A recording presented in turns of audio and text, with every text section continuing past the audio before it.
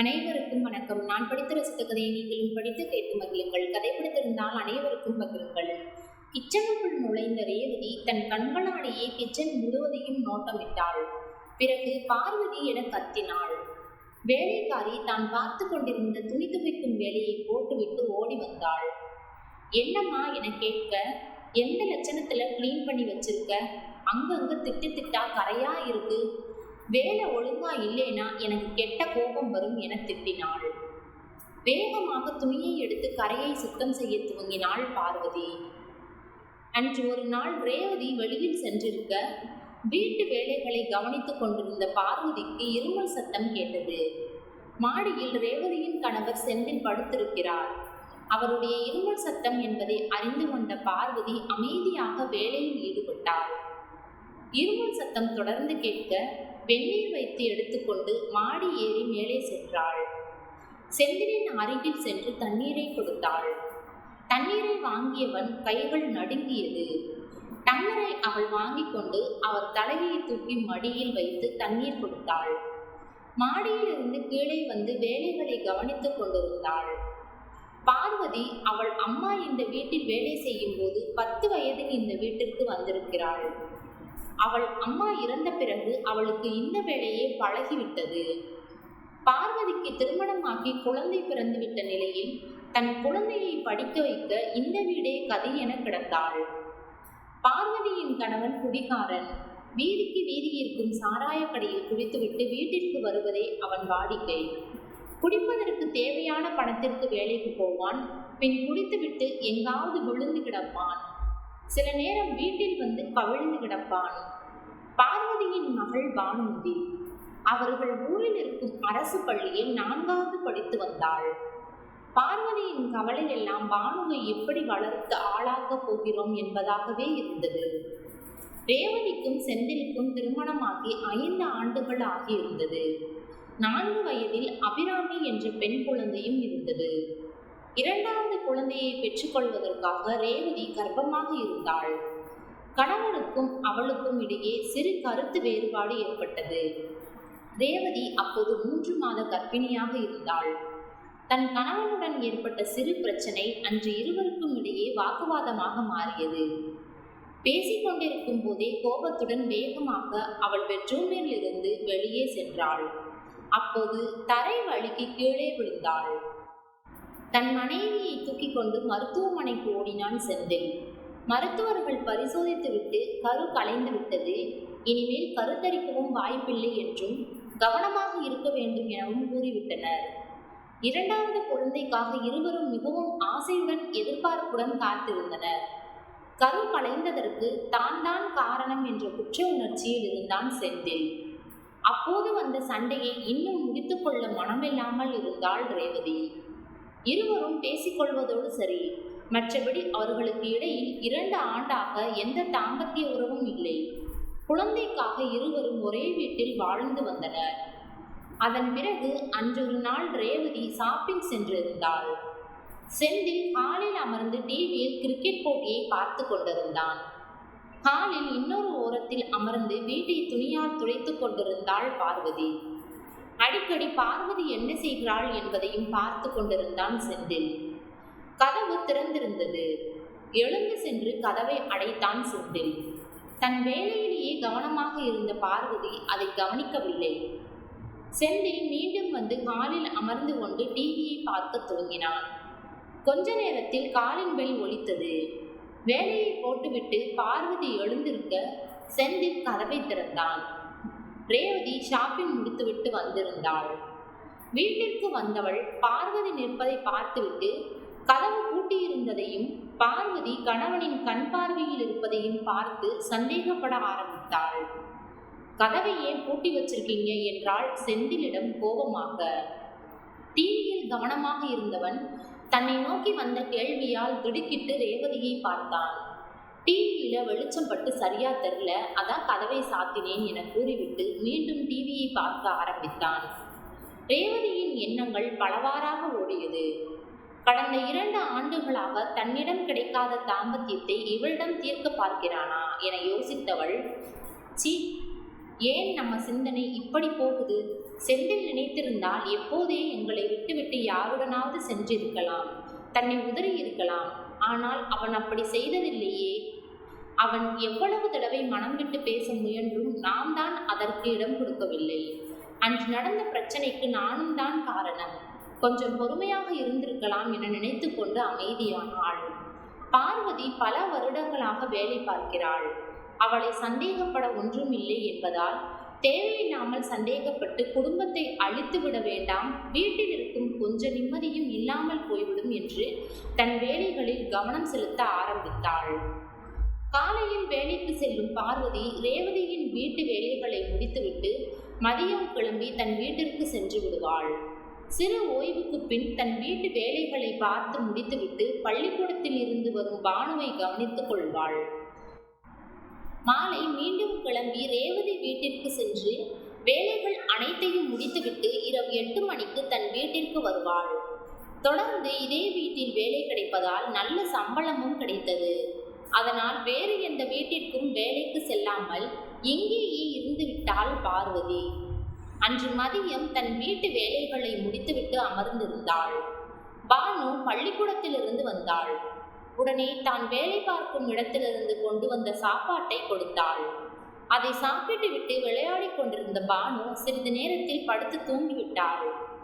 வீட்டின் அருகே உள்ள கமலா அக்காவிடம் பானுவை பார்த்துக்கோங்க, நான் வேலைக்கு போயிட்டு வந்துடுறேன் என சொல்லிவிட்டு ரேவதி வீட்டிற்கு போனாள் பார்வதி. மதியம் சாப்பிட்டு விட்டு போடப்பட்டிருந்த பாத்திரங்களை தேய்க்க ஆரம்பித்தாள். கொஞ்ச நேரத்தில் காஃபியுடன் வந்த ரேவதியின் மகள் அபி என்ற அபிராமி, ஆண்டி இந்தாங்க காஃபி, அம்மா கொடுக்க சொன்னாங்க என்றாள். தன் குழந்தை பானுவை விட சிறிய பெண்தான் அபி. ஆனால் ரேவதி அபியை பெரியோர்களுக்கு மதிப்பு கொடுப்பது, எல்லோரிடமும் கருணையுடன் நடந்து கொள்வது, அன்பாக பேசுவது என நன்றாக வளர்த்து வைத்திருந்தாள். அபியிடம் காஃபியை வாங்கி கொண்ட பார்வதி நன்றி என சொல்லிவிட்டு வேலையை தொடர்ந்தாள். வீட்டில் மிஞ்சியிருக்கும் எதையாவது பார்வதியின் மகளுக்கு என கொடுக்கும்போது, போறதுக்குள்ள இது கெட்டு போயிடுமா, புதுசா இருந்தா ஏதாவது கொடுமா என்பாள் அபி. அந்த அளவுக்கு சிறு வயதிலேயே நல்ல பண்போடு இருந்தாள் அபி. அன்று ரேவதி மாடியில் தன் அறையில் இருந்தாள். கீழே வீட்டு வேலைகளை கவனித்துக் கொண்டிருந்த பார்வதியை அழைத்தான் செந்தில். பார்வதியின் அருகில் வந்து கொஞ்ச நேரமாக பேசிக் கொண்டிருந்தான். மாடியில் இருந்த ரேவதி அதை எதேச்சியாக பார்த்து விட்டாள். செந்திலிடம் பேசிக் கொண்டிருந்த பார்வதி மேலே இருந்து ரேவதி பார்ப்பதை கவனித்துவிட்டு தன் வேலைகளை பார்க்க போய்விட்டாள். காலங்கள் ஓடியது. எப்போதாவது ரேவதி பார்வதியிடம் 2 நாளைக்கு நீ வேலைக்கு வர வேண்டாம், உன் பொண்ணை கூட்டிக்கிட்டு எங்கேயாவது வெளியே போயிட்டு வா என்று கையில் 1000 ரூபாய் கொடுத்து அனுப்புவாள். அன்றும் அப்படித்தான் 1000 ரூபாய் கொடுத்து அனுப்பினாள் ரேவதி. அந்த 2 நாட்கள் பானுவுடன் அதிக நேரத்தை செலவிட்டாள் பார்வதி. பானுவுக்கு பிடித்ததை வாங்கி கொடுத்தாள். பீச், சினிமா என்று சுத்திவிட்டு வீட்டுக்கு வந்தனர்.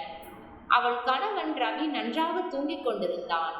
அவர்கள் இருவரும் அவனுக்காக வாங்கி வந்த சாப்பாட்டை அவன் அருகில் வைத்துவிட்டு தூங்க போயினர்.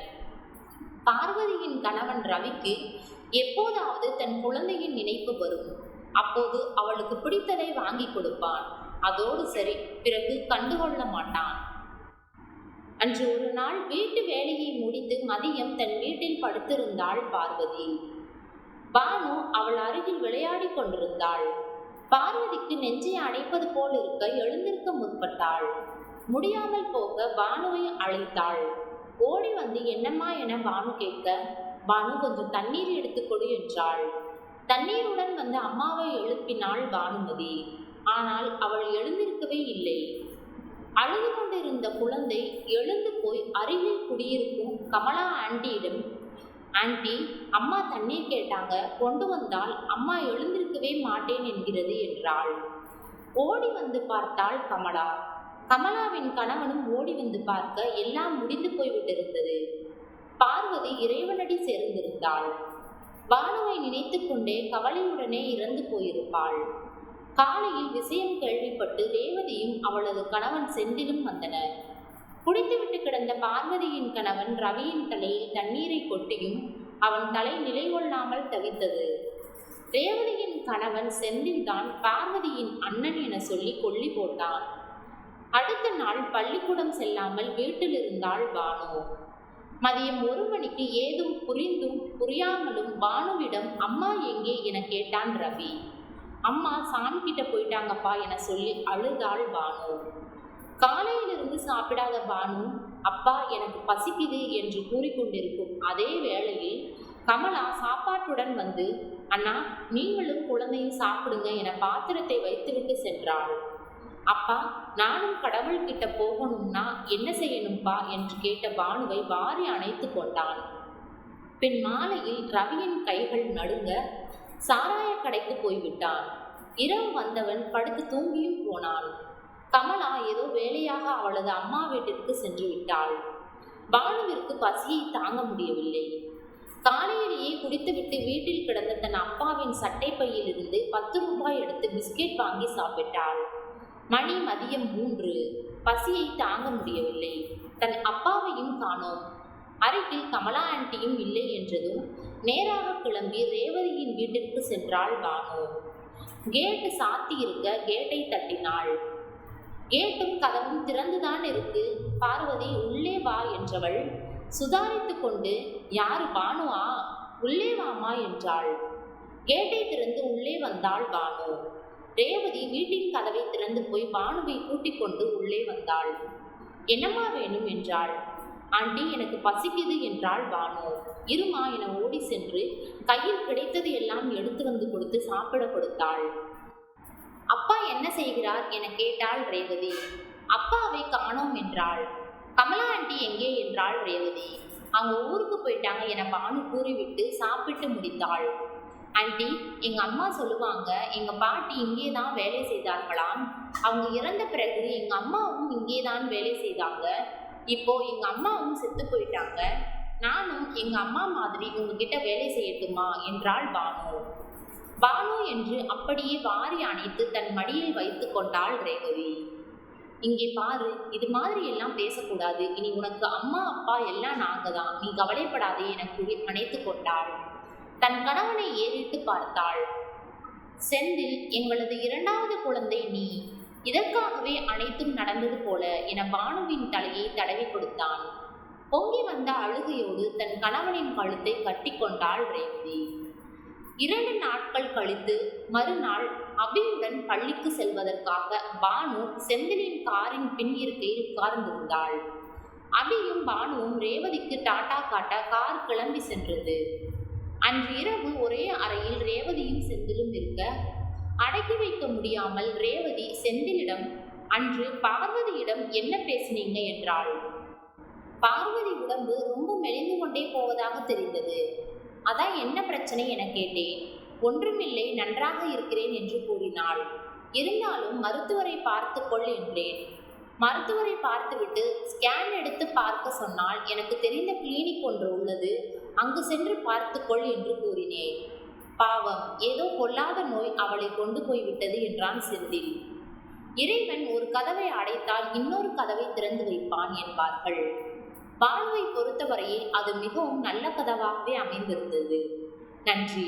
கதை பிடித்திருந்தால் லைக் பண்ணுங்க, ஷேர் பண்ணுங்க, சப்ஸ்கிரைப் பண்ணுங்க. உங்களுடைய கருத்துக்களை கமெண்ட் பாக்ஸில் தெரிவிக்கவும். தங்கள் ஆதரவிற்கு நன்றி.